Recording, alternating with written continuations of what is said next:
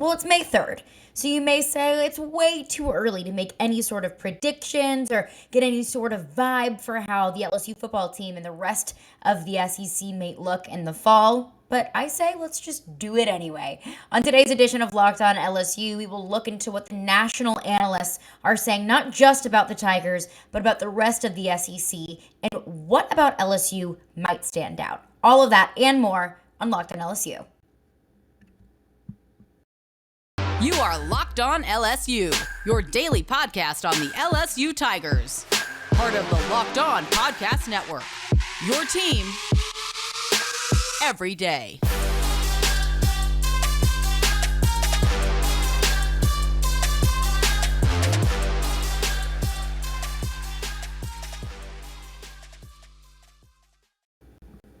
Well, thank you for making Locked On LSU your first listen every day. We are free and available wherever you get your podcasts, iTunes, Apple Podcasts, Spotify, whatever that might be. You can check us out there, but you can also watch the podcast as well on YouTube. So make sure to hit that subscribe button at the Locked On LSU YouTube page so you'll get notified as soon as the episodes drop every day so you won't miss a second of the Locked On LSU content. I'm Caroline Fenton, and I am your host, as I am every day. I am an LSU alum, diehard LSU sports fan, and I now host a sports talk radio show in Nashville, Tennessee for ESPN 1025 The Game. You can follow me on Twitter at Caroline Fenton1. You can also follow the podcast on Twitter at Locked On LSU. I'll post updates to both of those accounts as well. But, it may seem too early. You may say it's baseball season, it's basketball playoffs, Stanley Cup playoffs. It's too early to think about college football, but I know me, and you also probably, are starved for any sort of college football content that we can get. I'm giddy for the season. I'm ready for the season to start. So when I saw that CBS Sports' Barrett Sallee put out a list of each SEC team's way too early prediction, I thought, okay, great, because, screw the Stanley Cup playoffs. I'm kidding. But I wanted to see what he had to say about LSU and the rest of the SEC. And what he said about LSU wasn't necessarily the most surprising thing in the world to me, but compared to the rest of the SEC, I thought it was very interesting. So I'll read you what he has to say about LSU. His way too early, this is Barrett Sallee of CBS Sports, way too early prediction for LSU is that the Tigers are a top-tier defensive front, saying that the new defensive coordinator, Matt House, has a solid foundation to work with. They've got edge threat, B.J. Ojulari, veteran Ali Gay, that Matt House isn't married to a specific scheme that showed in the spring game with several different the versatility and creativity of the roster will make it a force this fall. Now, I don't think that's anything that we don't know already ourselves. We knew going into this new season and into the spring game that Matt House was going to let the roster decide the scheme, was going to let the strengths of this defense decide what the defensive scheme is going to be. I think after the spring game, we saw that this defensive front is full of some bad boys now. I think we saw that in the spring game, LSU having kind of a slow start on offense, but starting immediately on defense, coming out the gates with sack after sack after sack, with tackle after tackle after tackle, being able to stop the offense. And, the defense coming out swinging and the offense kind of having to take the half to kind of recuperate and kind of get back to their game plan, I think was definitely showed that. Of course, you take the spring game with a grain of salt because it's still early. It was only April. You can't really fully tackle. It's not a full-on, fully physical football game. So take all of it with a grain of salt. But I think that at least what I saw, and I think probably what you saw too as well from the spring game, was that the defense was definitely left a lot of room for optimism. I don't think anyone would disagree with us there. But I look at the rest of the way too early predictions that Barrett Sallee put out for the rest of the SEC, and all but one, other than LSU, is all offensively motivated. Alabama saying their running back Jahmyr Gibbs will lead the nation in rushing. Auburn, his prediction for who will be their QB1, Robbie Ashford, coming in, taking the spot over Zach Calzada, Texas A&M transfer, and of course TJ Finley, transfer a couple years ago from LSU. Florida, Anthony Richardson, a Heisman Trophy finalist, Stetson Bennett for Georgia, Will Levis for Kentucky, Spencer Rattler for South Carolina, Will Rogers for Mississippi State, Nathaniel Pete, Missouri's running back, rushing for 1,000 or more yards. Ole Miss putting up, marquee numbers on offense. His Way too early prediction for Ole Miss is that the Rebels will lead the nation in total offense. Tennessee with Hendon Hooker and that incredibly upbeat offense. And of course, offense is going to be the sexiest thing that we're going to look at. And this group of quarterbacks coming out of the Southeast Conference, there are a lot of really, really high quality quarterbacks, running backs, just offenses as a whole. But I thought it was very interesting that only one of two teams to be, Barrett Sallee's, bold prediction for the year was defensively motivated. And I stepped back and I thought, I wonder why that is. Is it because there hasn't been a quarterback named? Well, there hasn't been a quarterback named at Auburn either. But that was Barrett Sallee's bold prediction for Auburn, was who was going to be the starting quarterback. Admittedly, when I opened that article before I even read what he had to say about LSU, I kind of expected it to be quarterback motivated because I think that's what our conversations have been surrounding and what our biggest, off-season discussion has been surrounding is the quarterback battle. And I thought, I guess we're kind of going back to, the pre-2019 days of LSU football of just really good, hard-nosed defense. Of course, the offense stole the show in 2019, but LSU in the past had found so much success on defense. I thought, is that what we're getting back to? And then I thought, that's really not the worst thing in the world. Look at Georgia this past year. Georgia didn't do anything flashy on offense. Of course, they had George Pickens, who was a great wide receiver. You didn't see him go in the first round of the NFL draft. Stetson Bennett, I don't think that I feel confident in saying that today on May 3rd, 2022, I don't think Stetson Bennett is going to be a high round draft pick. I don't think Stetson Bennett is going to be one of those quarterbacks that has an incredibly successful and long career in the NFL. He might, but I'm not putting my money on it. Georgia didn't have anything flashy on offense this past year, but they won the national championship and they had such a successful regular season because of their defense. And I know that you're probably listening to this and thinking, okay, well, what about the cornerback position? That position is so shallow. There's not a ton of established talent there. Well, when you think about who was drafted from Georgia, Travon Walker, Nakobe Dean, wasn't their corners. It was the men up front. It was the pass rushers. It was the edge rushers. It was the guys in the trenches who were putting pressure on the quarterback. That's what was so successful about Georgia's defense, was the pressure on the quarterback. Because if you pressure the quarterback, then you take the load off of the corner. That makes his job so much easier. So, and Barrett Sallee mentions Alec Gay, B.J. Ojolari, Mason Smith. You could even add into that discussion as well of these just bad men in the trenches that can disrupt the quarterback.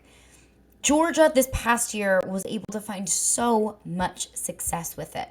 So if that's where LSU's greatest strength lies this year, I think that LSU can find an exorbitant amount of success if they just continue to pressure the quarterback. And that's not to say that I think that LSU's offense this year is going to resemble Georgia's of last year, because although Georgia's offense wasn't bad last year by any means, they won a national championship, for crying out loud. You don't win a national championship with an average to below average offense. But there wasn't anything flashy about it. We won't necessarily know exactly what this offense is going to look like until a starting quarterback is named. I mean, it could be drastically different. If you just look at the skill set of Miles Brennan versus Jaden Daniels, this offense could be drastically different. But since there is so much of a question mark at quarterback, and I know that wide receiver is such a deep and talented position group for LSU, and if they are able to put in a quarterback that's able to kind of really work off of those strengths and that depth at the wide receiver position, then great. Then LSU is going to be super talented on both sides of the ball.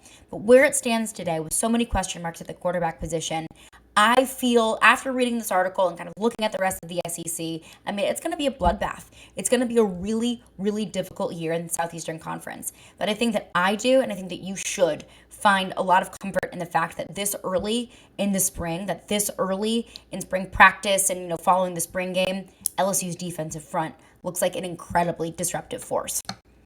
But coming up next, kind of a somber story coming out about a former LSU player, how that affects LSU, and kind of how I feel about it as a fan, and maybe how you should feel as well. We'll get into that coming up next. But before that, we have a few messages from our sponsors. Well, thank you for making Locked On LSU your first listen every day. We are free and available wherever you get your podcasts. So this story coming out Sunday evening, morning-ish. Eli Ricks, former LSU defensive back who transferred to Alabama last season. It came out on Sunday evening, Monday morning-ish, that he was arrested in Mississippi on Sunday for speeding, driving without insurance, and possession of marijuana. Now, I have a lot of thoughts on this. First and foremost being, I don't want to look at Eli Ricks like he's a bad guy. Because if you really look at it, they're minor infractions. Yes, speeding and smoking weed is bad, and both of those things are against the law. But when you really look at it, I mean, it's pretty minor. I can't believe that Eli Ricks had any sort of ill will or bad intentions with what he was doing. I think that it was just a stupid decision that he made. So I don't want to look at Eli Ricks and say, good thing I'm glad he's gone. That was bad. He's a bad guy. Because I don't really think that he necessarily is. And I don't think that this should be any indication for why you should feel one way or another about him. If you dislike the way that he left LSU's program, that's one thing, and it's completely understandable. If you dislike, his attitude or whatever it might be, I get it. That's totally your prerogative. But I wouldn't let this instance make you look at Eli Ricks and say, bad guy. Because albeit those things are bad, albeit he did get arrested for possession of marijuana, driving without insurance, and speeding, I don't believe that he had any bad intention to hurt other people. And that's what I think is the worst offense, is whenever you have ill will toward another human being. But I'll look at it this way, kind of on the other side. And I'll take a page out of Mike Vrabel's playbook. I covered the Tennessee Titans here in Nashville, and this is one kind of phrase that Mike Vrabel, head coach of the Tennessee Titans, reigning coach of the year in the NFL, kind of what he says a lot and what he hammers on, and kind of what I go back to a lot whenever I'm looking at this team, and it's don't do dumb stuff to hurt the team. He doesn't say the word stuff. It's a little bit more harsh than that, but this is a PG program, so I'll say stuff. Don't do dumb stuff that hurts the team. That's what Eli Ricks did on Sunday. He did something dumb that hurt the team. I don't know what Nick Saban is going to do. I don't know if they're going to handle it totally internally, that Nick Saban and company, they will, deal with it themselves. I don't know if it'll be where the NCAA interjects. I don't know if he's going to be suspended. I don't know. I don't know how Alabama is going to deal with it. I don't know how the NCAA is going to deal with it. I don't think that this is the first time, and it won't be the last time, that a college football player gets caught doing something that they weren't supposed to do. Unfortunately, it's not the first time, and unfortunately, it won't be the last time that a college football player breaks the law and gets arrested for it. And that's a bad thing. But, however they choose to deal with it is kind of their prerogative. But I look at Eli Ricks, who made a very selfish decision on Sunday. That's incredibly risky behavior. He did dumb stuff that hurt the team.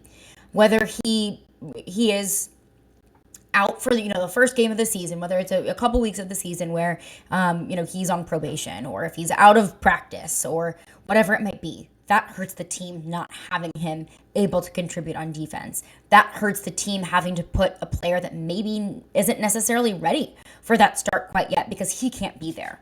Maybe he's not. Maybe this is something that Nick Saban says it's a slap on the wrist. Maybe it's nothing. I don't know. I tend to believe that Nick Saban runs a pretty tight ship, so I have to believe there will be some sort of repercussions here. But even still, it's a distraction, and that hurts the team. I understand that today is May 3rd, and I understand that it's not in the middle of October, and, Alabama isn't staring down the pipe of a Tennessee or an Auburn game or an LSU game, or it's not in the middle of the season, and that's probably not the biggest headline right now in college football. However, this is an incredibly competitive league, and every team has to take every opportunity to get every leg up that they possibly can. So Alabama kind of dealing with this distraction more than anything. It's a distraction, and it looks really bad on Eli Ricks. It looks really bad on the program. And I guess overall, I can't say that this would have happened if he was at LSU or if not. I'm not going to say that good thing he's gone, glad he's not wearing an LSU uniform anymore, because I think that might be a little bit too harsh. But I am going to say, not our circus, not our monkeys. And sometimes that is kind of a good thing whenever you don't have to deal with someone else's circus and someone else's monkeys.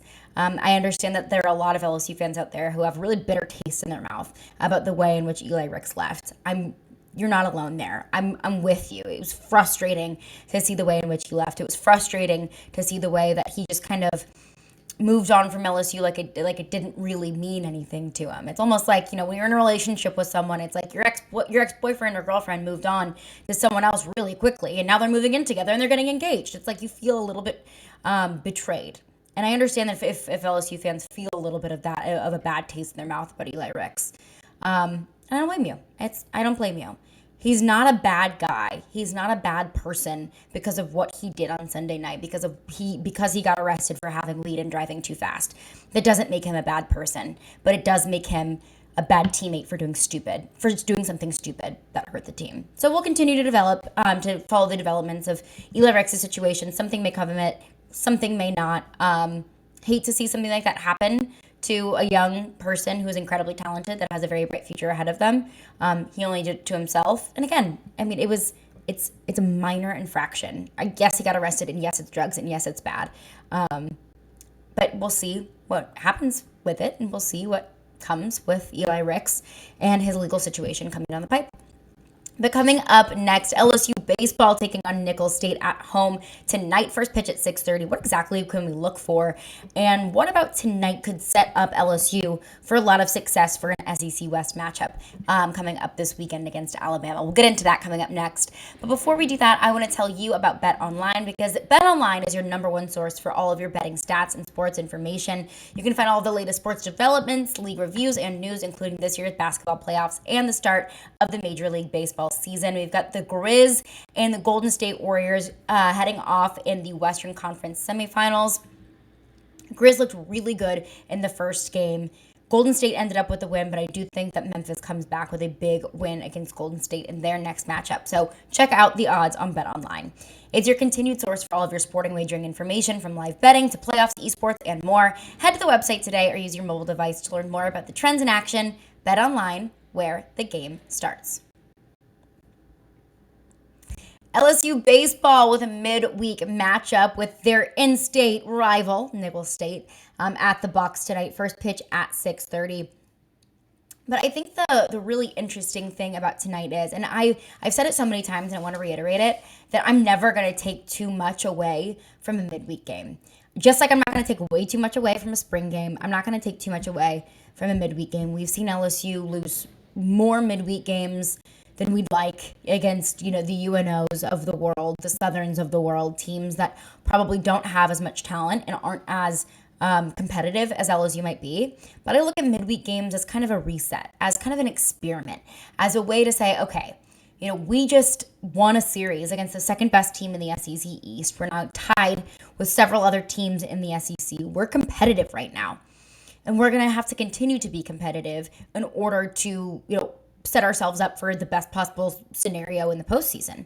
Taking on Alabama this weekend, who currently sits at 9-12 in the SEC, is an incredibly critical weekend for LSU baseball for so many reasons. In order to maintain their level at the SEC West, or even kind of boost themselves up into the top of the SEC West. Arkansas currently sitting at the top spot in the SEC West, and LSU kind of hanging in there in the middle with Auburn and Texas A&M, also at 12-9. So this is a really critical weekend with Alabama. And we're getting into the time of year where every weekend is critical. Every weekend has been critical, but especially now that we're coming down the pipe, now that we're in the month of May. Omaha and Hoover are really close. They're only a few weeks away. So winning every possible game should be, and being able to pick up as many SEC wins is priority number one. But you can't do that unless you set yourself up for success in the middle of the week. And LSU kind of has been struggling a lot with injuries and hasn't been able to necessarily set themselves up for the most success because they don't have their most successful and talented players out there. You look at Gavin Dugas, who's been kind of in and out of the lineup with a hand injury. Alex Milazzo, Javen Coleman, Cade Beloso, who's only been able to play in 3 games so far this season, who with an injury very first game of the season. You look at Drew Bianco, who had shoulder surgery in the offseason after he ran into the dugout at the end of last season against Auburn. So he's kind of been just getting his feet wet, trying to get back into the swing of things. And those are the guys that you're going to need if you're going to make a run to the postseason. But you don't necessarily trust those guys coming back from injury who have been out from games, who haven't been in game shape, who haven't been kind of in the nitty gritty of things, coming in to a really critical series against Alabama on the road.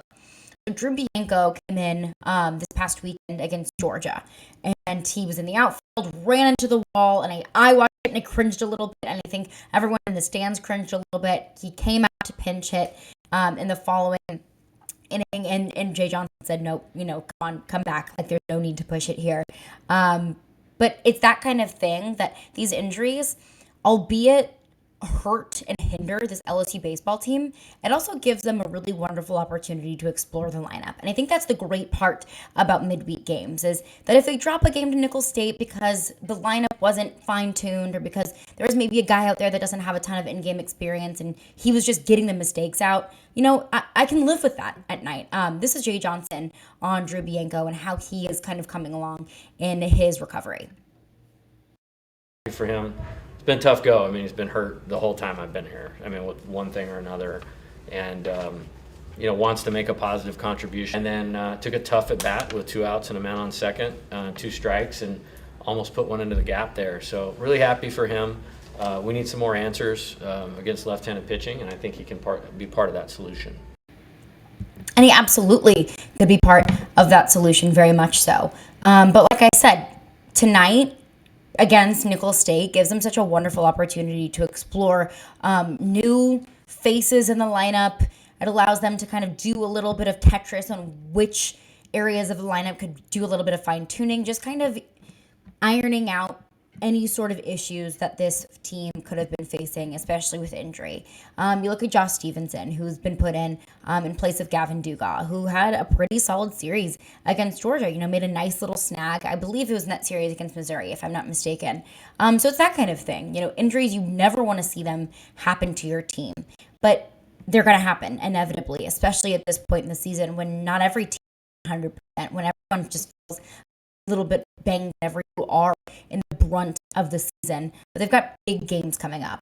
So I think tonight will be really exciting to see, maybe some guys that we don't see a lot, see how LSU is able to kind of cope with their injuries and make the best of it. Because if one player emerges as being incredibly talented against the Nicholls of the world, or, showing flashes of a lot of talent against Georgia or Missouri or these weekend SEC matchups, then I think that only sets up LSU for more success in the future and only more depth in the future, because unfortunately, injuries in this game are just kind of inevitable. But like I said, tonight against Nicholls State at the box, first pitch at 6:30.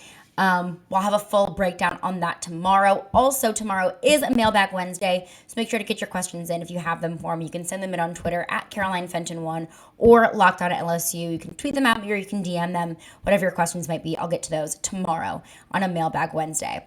That's going to do it for me today. Thank you for making Locked On LSU your first listen every day. Now make your second listen Locked On SEC. Get all your daily SEC news in less than 30 minutes with SEC expert Chris Gordon. It's free and available wherever you get your podcasts.